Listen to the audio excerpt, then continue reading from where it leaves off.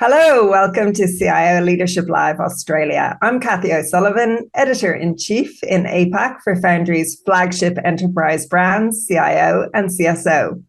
Today on the show, my guest is Brett Reedman. Brett is the Chief Information Officer at Catholic Healthcare and one of our CIO 50 alumni.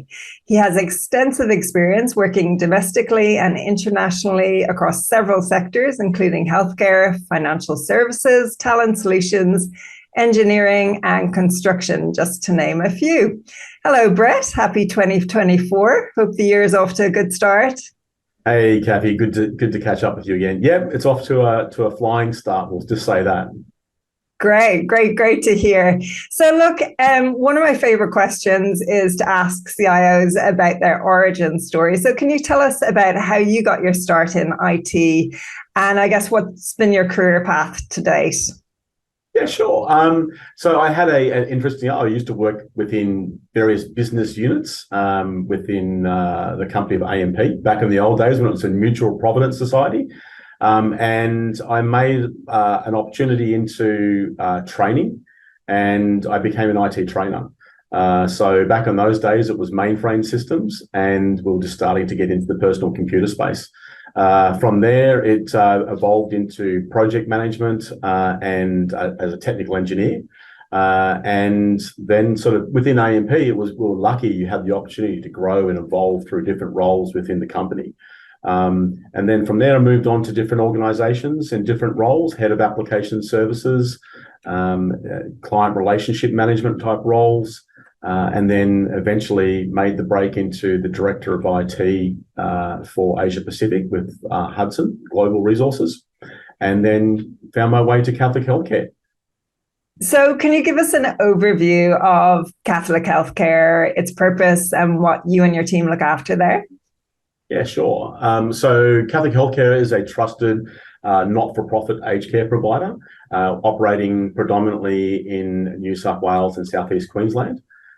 We have 41 aged care homes, 13 retirement villages, and we provide in-home care services to 6,000 elderly Australians.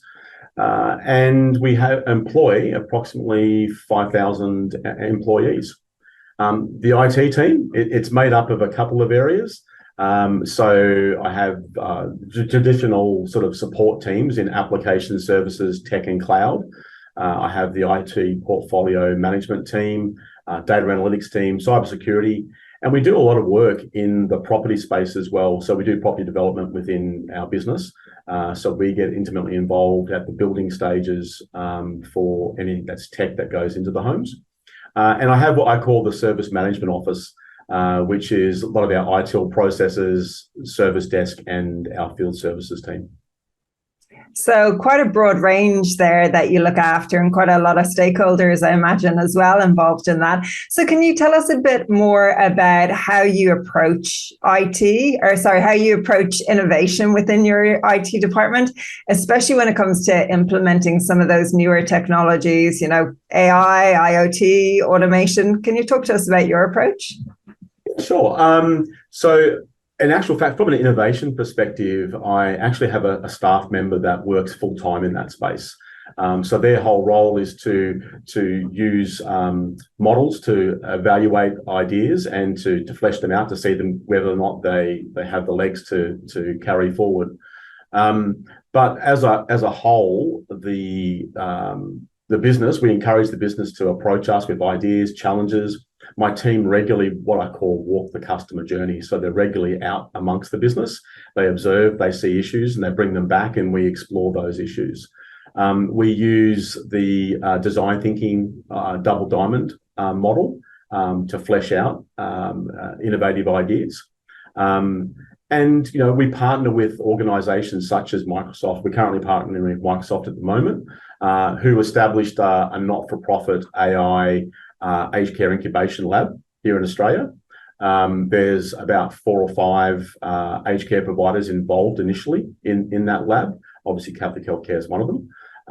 And so we're looking at them at the moment and working with them to implement things like integration of ChatGPT and the Microsoft Copilot suite at the moment. So brilliant to hear that you're involved in that pilot scheme there with Microsoft. But of course, there's also existing, I'm sure, IT infrastructure and legacy systems that you have to look after there. So how do you balance that need for, keeping on top of this cutting edge technology with the day-to-day stuff? It's always a juggling act. That's what I can say. But I have a bit of a mantra that I tout constantly throughout our business and to my staff, and that's standardize, simplify, and smarter. So, and with that, we then break all of our workload up into sort of three core buckets. The first one being sustaining. So, that's keeping the lights on. First and foremost, we've got to keep our business operational. Then we look at initiatives that are transforming type of initiatives, which is more your tactical, building upon our existing platforms and how can we improve or streamline our operations. And then there's the reimagining. Then that's the exciting part where everyone wants to look at the innovation and the innovative type of ideas that we start building on. And that's where we looked at Microsoft HoloLens. So Microsoft HoloLens, if one isn't familiar with that, it's Microsoft's mixed reality glasses.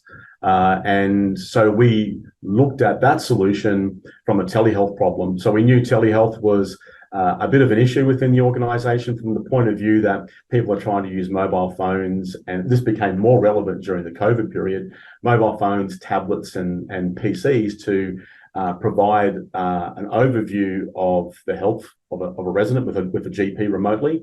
And that's difficult when you're trying to look at wounds or other ailments within their body. And it's hard to try and hold those while trying to focus on it. The doctor can't quite see it. So when we looked at Microsoft HoloLens to try and mitigate those problems, what the nurse sees is what the doctor sees, and they see it in high definition quality. And it was a great way where we used that double diamond approach to work through a problem and come up with a solution that was quite cutting edge. And as I said, everyone wants to work in that reimagining sort of section. So that's sort of, I suppose, the three sort of ways that we break everything down. Fascinating initiative, that HoloLens. So what do you think then, Brett, are some of the most significant challenges faced by IT leaders, particularly in the healthcare or aged care sector, and how do you address them? First and foremost, cybersecurity. I think everybody will say that, no matter who you speak to. Technical debts are quite a large problem within the aged care sector. We have a number of aging systems. So trying to work through the digital transformation and replacement of those systems. Keeping abreast of industry reform. I think everyone's sort of seen in the news and in print that we're going through a lot of legislative changes. We've had royal commissions. So trying to make sure you keep abreast of those changes, because ultimately they will have some sort of impact on our processes and our systems. And data, and in particular AI advancements. Everyone's looking for AI as the silver bullet for everything. So it's trying to understand AI and its ethical use within our sector. And one of the things we've just recently finished is writing the policy for AI and its ethical use within the organisation. Yeah, it's a fascinating area, and I'm sure it's only going to get even more fascinating in the next 12 months. So look, overall then, I mean, how do you ensure that what you're doing, you and your team, your IT initiatives, how do they align with, I guess, the strategic goals and overall mission of Catholic Healthcare? Like our mission is to be a person-centred organisation, and it's putting our customers, elderly Australians, and that could also be employees too, from an internal perspective, at the centre and then working out. So we've developed a clear IT strategy, and that strategy is constantly refined. We recently had a new organisational strategy that was delivered. And as a result of that, we had to go back and redesign the IT strategy to align with that. So I think a key part of this, though, is that I'm quite lucky in the sense that I report into the CEO and I'm a member of the executive leadership team, which enables me to hear what's happening in our business, how our business is functioning, how we're performing, and where we have challenges. So I can be intimately involved in that, take it away, and then try and find technical solutions to try and aid in those situations. And of course, we have regular governance. I present to the board every 6 months on the IT strategy. We have an IT strategic council, which obviously oversees the IT strategy. And we have a regular IT governance council, which is more my leadership team, where every month we're constantly reviewing what we're delivering and how we're delivering it, where we add value. Now, earlier you mentioned that one of the challenges is cybersecurity, and it's definitely a challenge, I think, for every single CIO, regardless of what sector they're in. But what role does cybersecurity play, do you think, in healthcare IT, particularly with, ensuring that security and privacy of patient data, especially in your IT systems? Yeah, you're completely right there. We hold a range of sensitive data and very personal data. So obviously, cybersecurity is first and foremost on everyone's minds, particularly on the board's mind as well. So we need to find robust security systems that can obviously protect our data, and also making sure that we're compliant with industry standards and regulations. So first and foremost, again, we have developed an IT strategy specifically for cybersecurity, and we've engaged a virtual CISO for the organisation, which has the industry expertise and has helped us with the development of that particular strategy. We have a range of security solutions which we have put in place, and we are constantly updating and changing. We're going to a bit more of a holistic platform approach. And we also have a security operations center, which obviously assists and monitors our environment 24/7. Cybersecurity training, whether that be from a technical perspective, but also for our employees, is paramount. Our employees are our first line of defense. And that training, we encourage our staff to do it because it's not only beneficial to them at work, but it obviously holds a lot of benefit in their personal life as well. And then there's, again, a lot of governance and structure. We have a number of councils that meet and review where we're heading in terms of the cyber strategy. And we have simulations we run annually.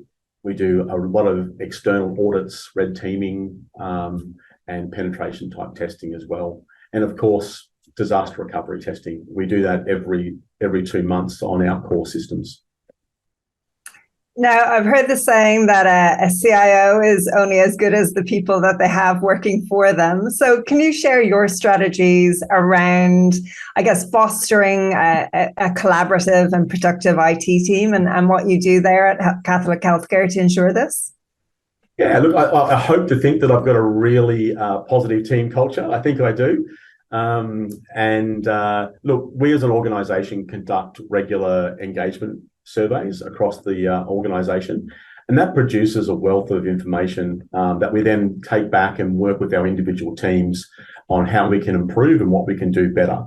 But I think prioritising things like walking the customer journey and having my team map out the customer journey themselves to fully understand why we're here, what are the services we're providing. It gives them a sense of understanding and value of where they fit in within the organisation, which helps improve the culture of the team. I'm one for, we employ people for a reason. And when we employ people, we employ them for their specialities. So I like to be able to give responsibility and autonomy to staff. I'm certainly not a micromanager. People need to be able to learn. They need to be able to fail because that's how we evolve. And that, again, makes my staff feel valued and improves on the culture.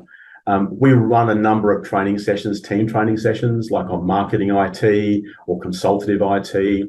We run town halls. We celebrate birthdays in those town halls, and we provide awards. We do monthly awards with our staff. We call it the Making a Difference Award, where the team actually votes themselves on who they think has made the difference, and or the nominations come from the team, and then the team themselves vote on who should get it for that month.